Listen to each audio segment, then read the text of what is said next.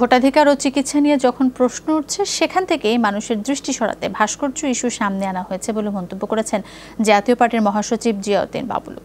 দুপুরে বনানীতে দলের প্রেসিডিয়াম সভায় তিনি কথা বলেন। এ সময় নির্বাচন কমিশনের চিঠি প্রসঙ্গে জাতীয় পার্টির মহাসচিব বলেন, সাংবিধানিক প্রতিষ্ঠানের স্বাধীনতা ও সার্বভৌমত্ব থাকতে হবে।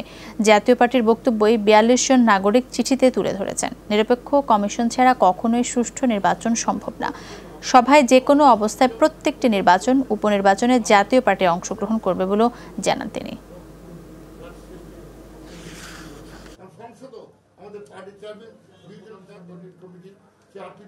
যখন মানুষের ভোটাধিকার নিয়ে প্রশ্ন উঠছে, যখন চিকিৎসা নিয়ে প্রশ্ন উঠছে, সেখানে ভাস্কর্য কি হবে না হবে মানুষের দৃষ্টি ফেরানোর জন্য এটা একটা ব্যবস্থা বলে আমরা মনে করি।